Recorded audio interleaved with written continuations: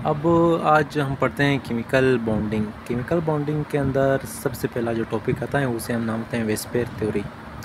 वेस्पेर theory को Sedgwick और Powell ने दिया था। उन्होंने हमें रिपल्जन के टर्म्स में कि दो मॉलिक्यूल एक मॉलिक्यूल्स के अंदर जो एटम है वो जो रिपल्जन करते हैं उस रिपल्जन को देखकर उन्होंने हमें क्या बताया, सेडविक और पोवेल ने मॉलिक्यूल्स की ज्योमेट्री बताई। लेकिन वक्त गुजरता गया, उसके बाद दो साइंटिस्ट और आए, नाइलूम और गिलेस्पी। उन्होंने हमें क्या बताया, उन्होंने हमें ट्रांजिशन एलिमेंट्स की जो नॉन ट्रांजिशन एलिमेंट्स है उनके शेप के बारे में बताया। अभी वेस्पेर थ्योरी कहते हैं किसे हैं, वेस्पेर का मतलब है valence shell electron pair repulsion theory. अभी इससे कुछ पोस्टुलेट्स है, वो फर्स्ट वन ये कह रहे हैं, कहते हैं कि मॉलिक्यूल की ज्योमेट्री वो बॉन्ड पेयर पर डिपेंड करती है। अभी मिसाल मॉलिक्यूल की ज्योमेट्री वो बॉन्ड पेयर पर डिपेंड करती है, लेकिन इलेक्ट्रॉन पेयर की जो ज्योमेट्री है वो बॉन्ड पेयर पर भी डिपेंड करती है और लोन पेयर पर भी डिपेंड करती है। ये मैं आगे बताऊँ किस तरह से। उसके बाद कहते हैं कि मॉलिक्यूल का जो शेप है वो उस वक्त हम कहेंगे कि किसी मॉलिक्यूल का शेप रेगुलर है। रेगुलर आप तब कहोगे जब उसके अंदर जो मौजूद सेंट्रल एटम होगा, मैं फिर बात बता रहा हूँ, उस मॉलिक्यूल के अंदर जो सेंट्रल एटम होगा अगर उसके अंदर लोन पेयर नहीं होंगे, सिर्फ और सिर्फ बॉन्ड पेयर होंगे, तब वो मॉलिक्यूल रेगुलर होगा। लेकिन अगर उसके सेंट्रल एटम के अंदर लोन पेयर हुए तो वो इरेगुलर होगा। ये बात हमेशा याद रखें कि लोन पेयर हमेशा ज़्यादा स्पेस कवर करता है बॉन्ड पेयर से। क्यों? क्योंकि लोन पेयर आज़ाद होते हैं, वो ना किसी के साथ बॉन्ड होते हैं ना कुछ होते हैं, वो रिपल्जन ज़्यादा करते हैं एक दूसरे के साथ, तो उन्हें स्पेस भी ज़्यादा कवर किया होता है। रिपल्जन ऑर्डर ये है कि लोन पेयर के दरमियान रिपल्जन ज़्यादा होगा, बॉन्ड पेयर के दरमियान, फिर लोन पेयर और बॉन्ड पेयर के दरमियान। ये जो बॉन्ड पेयर और लोन पेयर, ये जो रिपल्जन, इस रिपल्जन को हम नाम देते हैं वंडर वाल्स रिपल्जन या एक्सचेंज रिपल्जन। लोन पेयर से होता क्या है? लोन पेयर क्या होते हैं? लोन पेयर क्या करते हैं, जब रिपल्जन करते हैं तो वो बॉन्ड पेयर को क्या करते हैं, जो बॉन्ड पेयर है उसको क्या करते हैं, उसको रिपेल करते हैं और उस बॉन्ड एंगल को रिड्यूस कर देते हैं। बॉन्ड एंगल रिड्यूस, ये कहते हैं कि बॉन्ड एंगल रिड्यूस तब होगा जब इलेक्ट्रॉन नेगेटिविटी दो एटम के दरमियान बहुत ज़्यादा होगी। जो दो एटम के दरमियान इलेक्ट्रोनेगेटिविटी ज़्यादा होगी तो वहाँ पर आप देखोगे हमेशा वो बॉन्ड एंगल वहाँ पर क्या होगा, रिड्यूस होगा, कम होगा। अभी स्पेस पे ट्रिपल बॉन्ड ज़्यादा स्पेस कवर करता है, डबल बॉन्ड डबल सिंगल है, तो इजी बात है, इसके अंदर कोई चीज़ भी नहीं। अभी एक फार्मूला, इस फार्मूला से कहते हैं कि ABM ए जो है वो हमें सेंट्रल एटम के बारे में बताता है, B बॉन्डेड एटम, M मतलब number of bonded atom, E मतलब लोन पेयर, N मतलब नंबर ऑफ लोन पेयर। ये एक फार्मूला है, याद कर लें।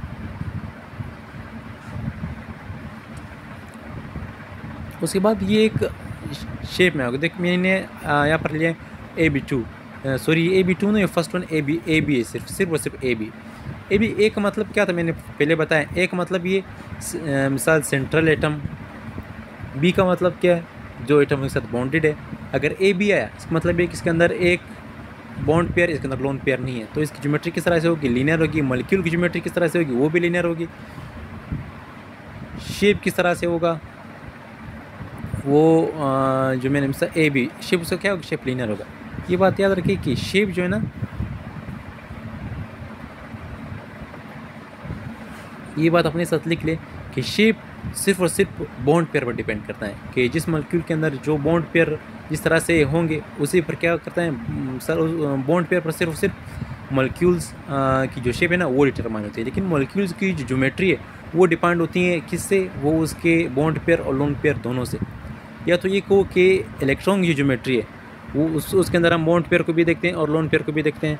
और मॉलिक्यूल्स की ज्योमेट्री को देखने के, मॉलिक्यूल्स की ज्योमेट्री का मतलब क्या है, मॉलिक्यूल्स की ज्योमेट्री का मतलब ये कि मॉलिक्यूल्स की शेप, मॉलिक्यूल्स की ज्योमेट्री या मॉलिक्यूल्स की शेप को देखने के लिए हम सिर्फ उसे बॉन्ड पेयर ही देखते हैं।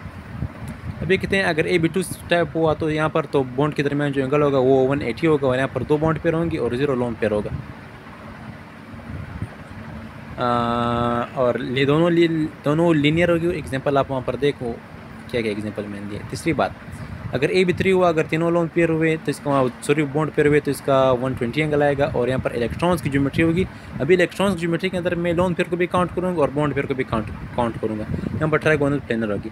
अभी अगर AB4 टाइप हुआ, अभी AB3 के बाद अगर AB2E हुआ, मिसाल इसके अंदर E का मतलब ये कि 1 लोन पेयर और 2 बॉन्ड पेयर हैं। अभी देखो इलेक्ट्रॉन की ज्योमेट्री पर कोई इफेक्ट नहीं पड़ता, फिर इसी इलेक्ट्रॉन की ज्योमेट्री वही ट्राइगोनल प्लेनर ही होगी।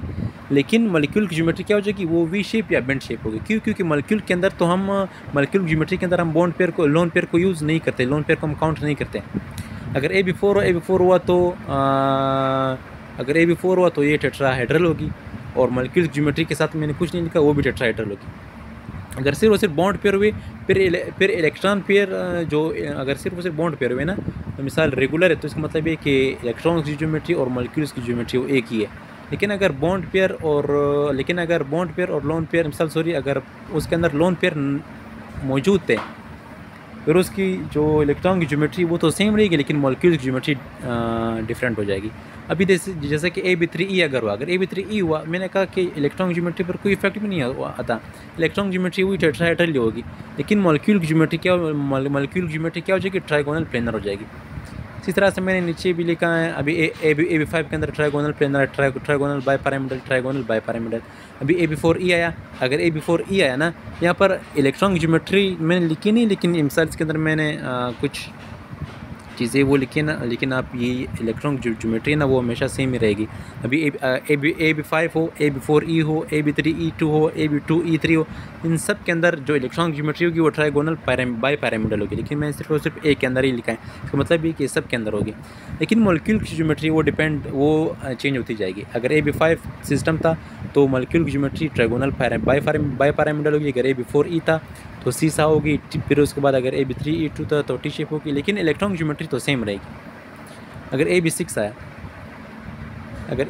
इसको याद करने की ज़रूरत नहीं है, लेकिन फिर भी आप वैसे याद कर लो। अगर AB6 आया, इसको इस तरह से याद करो, इसके अंदर कोई चीज़ें भी नहीं है, ये सबसे ईजी है।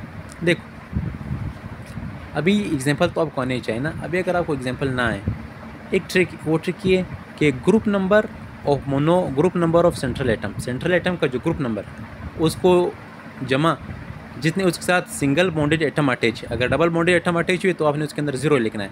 डबल बॉन्डेड एटम नहीं, सिंगल बॉन्डेड एटम जितने अटैच है उसको लिखो और उसको 2 पर डिवाइड करो। आपके साथ जो फिर उस मॉलिक्यूल को देखो, अगर उसके अंदर के मॉलिक्यूल के अंदर लोन पेयर नहीं थे तो वो उसी की ज्योमेट्री होगी, लेकिन अगर लोन पेयर थे फिर उससे एक माइनस करो। अभी जिस तरह से मैं आपको बताता हूँ, अभी देखो CH4 के अंदर कार्बन का ग्रुप नंबर क्या है, कार्बन ग्रुप नंबर 4, इसकी जगह मैंने 4 लिखा है। और कितने हाइड्रोजन इस साथ सिंगल बॉन्डेड एटम अटैच है, 4, तो वो भी 4 हुए, तो इसको मैंने 2 पर डिवाइड किया तो 4 है। अभी जो 4 है, ए तो देखो ए सेंट्रल एटम में हमेशा एक ही होता है, उसका तो हमारा कोई लेना देना नहीं, सही। ये बी भी चेंज हो जाएगा। अभी CH4 के अंदर कोई लोन पेयर है नहीं है, तो ये लिखो कि AB4। अभी NH3 को देखो, NH3 को जब मैं लिखूँगा, नाइट्रोजन का 5 है ग्रुप नंबर, और उसके साथ जो एटम अटैच है मोनोवेलेंट वो 3 है, 2 से डिवाइड करो। अभी AB4 आया, AB4 किसकी है, अभी AB4 आया, AB4 तो है। लेकिन अगर हम NH3 के अंदर देखिए, इसके अंदर एक लोन पेयर है, हाँ इसके अंदर एक लोन पेयर है, तो इससे एक B को माइनस कर दो और इसकी जगह E पुट कर दो, तो ये AB3E आ जाएगी। अभी BF3 को देखो, BF3 के अंदर बोरान जो है ना वो किस ग्रुप से बिलोंग करता है, 3 ग्रुप से, और कितने monovalent electron attach atom attach 3, तो ये 6 है, 6 को 2 से डिवाइड करो, 3 आ जाएगा। तो अभी बोरान को देखो, बोरान को आपने, बोरान सेंट्रल एटम है तो बोरान के अंदर ही आपने लोन पेयर देखने हैं, आपने इसके अंदर फ्लोरीन के अंदर आपने लोन पेयर नहीं देखने। अगर इसके अंदर लोन पेयर नहीं है तो इसका मतलब है कि ये AB3 है। अभी SO2 को देखो, SO2 के अंदर जो SO2 के अंदर सल्फर का ग्रुप नंबर क्या है, 6। अगर इसका ग्रुप नंबर 6 है ना, इसके अंदर कितने मोनोवेलेंट एटम के साथ सिंगल बॉन्डेड एटम अटैच, कोई भी सिंगल बॉन्डेड एटम के साथ अटैच नहीं है, क्योंकि जो ऑक्सीजन के साथ अटैच है वो दोनों डबल बॉन्ड से बनाए। अगर डबल, मैंने कहा सिर्फ और सिर्फ सिंगल बॉन्डेड एटम ही आप इसके साथ लिखोगे। अगर सिंगल बॉन्डेड एटम नहीं थे, डबल बॉन्डेड थे, तो फिर आप 0 लिख दो, 2 से डिवाइड कर दो, ये AB3 आ जाएगा। चलो ये तो AB3 आया। अभी देखो सल्फर के साथ कोई लोन पेयर है, उसका इलेक्ट्रॉनिक कॉन्फ़िगरेशन अपने साथ लिखो। अगर हाँ इसके अंदर लोन पेयर है, जितने लोन पेयर थे उतने ही भी उससे माइनस कर दो, तो इसके अंदर आ जाएगा AB2E। इस तरह से SO3 को देखो और कार्बन डाइऑक्साइड को देखो, तब आपको ये समझ आ जाएगा।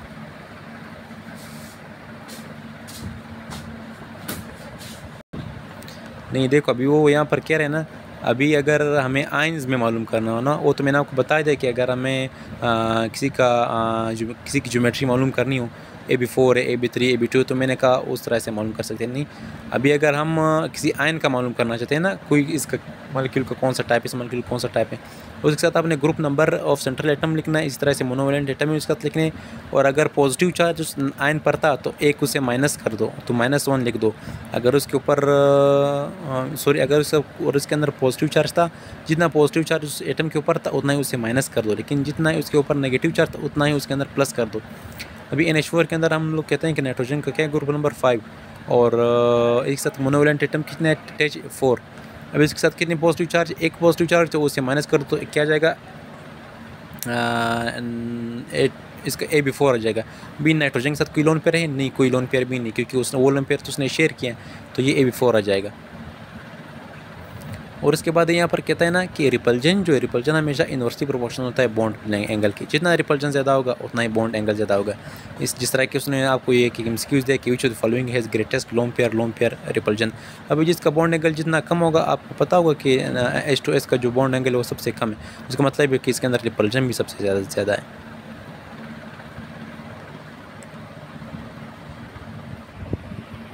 उसके बाद आपसे कहता है ना कि वैलेंस बॉन्ड थ्योरी VBT जिसे कहते हैं, ये हिटलर और क्या कहते हैं लंदन, इसने दी थी 1927 में, और पोलिंग ने इसे डेवलप की थी। इसको सिर्फ आपने याद करना है और उसके अंदर कोई चीज़ भी नहीं। उसके बाद कहते हैं कि ये थ्योरी हमें क्या कहते हैं, ये थ्योरी हमें कहते हैं कि ओवरलैपिंग नेसेसरी। अगर आपने बॉन्ड फॉर्मेशन करनी तो उसके लिए ओवरलैपिंग नेसेसरी है। आज़मी बात है, ओवरलैपिंग तो वो एटम करेंगे जो हाफ फील्ड हो, फुल फील्ड तो नहीं करते, या हाफ फील्ड हो या पार्शली फील्ड हो।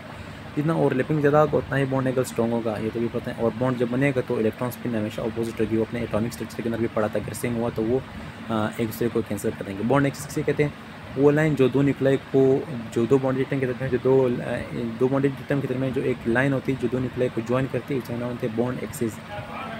और ये कहते हैं अगर कहते हैं अगर ओवरलैपिंग ऑर्बिटल क्या कहते हैं, ओवरलैपिंग ऑर्बिटल जो है ना वो सेम सिमेट्री में होना चाहिए with respect to bond axis. मिसाल बॉन्ड एक्सिस के अकॉर्डिंग ये सेम सिमेट्री में होनी चाहिए। कहते हैं कि जितना ओवरलैपिंग ज़्यादा होगा उतनी ही ज़्यादा एनर्जी रिलीज होगी, जितनी ज़्यादा एनर्जी रिलीज होगी उतना ही बॉन्ड स्ट्रॉन्ग होगा। ओवरलैपिंग का मतलब ये है कि two orbital share common region in a space. अभी सिग्मा बॉन्ड के साथ उसने सिग्मा बॉन्ड, तो वो सिग्मा और 5 बॉन्ड के अंदर तो कोई चीज़ भी नहीं है, लेकिन इसको पढ़ ले स्ट्रॉन्ग बॉन्ड, ये वीक, ये लेस रिएक्टिव, मोर रिएक्टिव। ये जो क्या कहते हैं सिग्मा बॉन्ड जो है ना वो लेस डिफ्यूज्ड है, और पाई बॉन्ड जो है ना वो मोर डिफ्यूज्ड है। सिग्मा बॉन्ड के दौरान क्या कहते हैं फ्री रोटेशन हो सकती है, पाई बॉन्ड के अंदर फ्री रोटेशन नहीं हो सकती, क्योंकि उसके अंदर अगर फ्री रोटेशन होगी तो क्या हो जाएगा, वो टूट जाएगा, क्योंकि पाई बॉन्ड वीक है।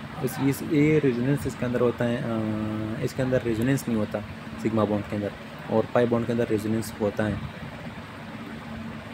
अभी इसके बाद कहते हैं कि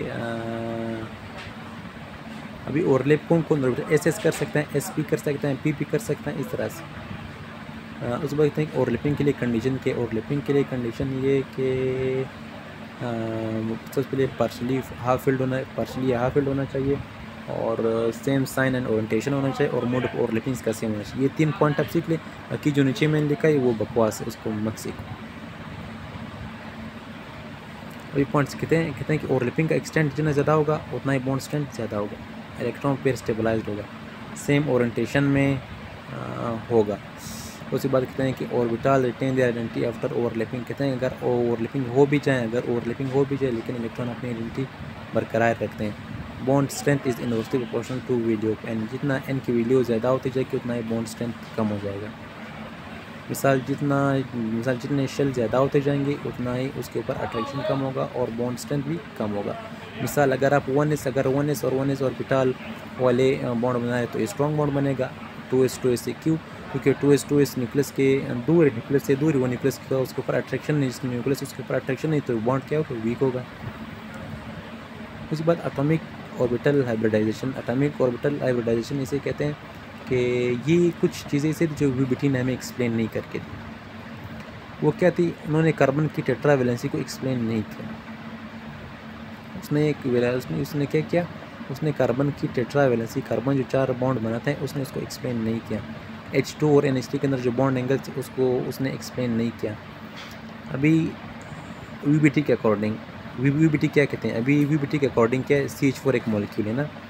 अभी अगर हम VBT के नज़र से देखें, VBT क्या कहते हैं, VBT तो ये कहती हैं कि भाई कार्बन के अंदर जो बॉन्ड है ना, कहते हैं कार्बन हाइड्रोजन जो बॉन्ड है वो sp है, और कार्बन हाइड्रोजन बॉन्ड और जो दूसरा कार्बन हाइड्रोजन बॉन्ड है वो भी sp है, तीसरा भी sp है, लेकिन चौथा ss। अगर आप इसके इलेक्ट्रॉनिक कॉन्फ़िगरेशन लिख दो तो आपको वही लगेगा एटॉमिक, क्योंकि इसे अगर अभी कार्बन की एटॉमिक ऑर्बिटाइजेशन क्या है 1s2 2s1 3p1, 3px1, 3py1, 3pz1 ना। अभी अगर हम वीबीटी के अकॉर्डिंग देखें तो यहाँ पर जो भी बॉन्ड बनेंगे तो कार्बन का S और हाइड्रोजन का एक, अभी अगर हम यहाँ पर देखें ना, कार्बन का S और हाइड्रोजन का S, कार्बन का P, मिसाल तीन P ऑर्बिटल आएंगे, वो कार्बन के।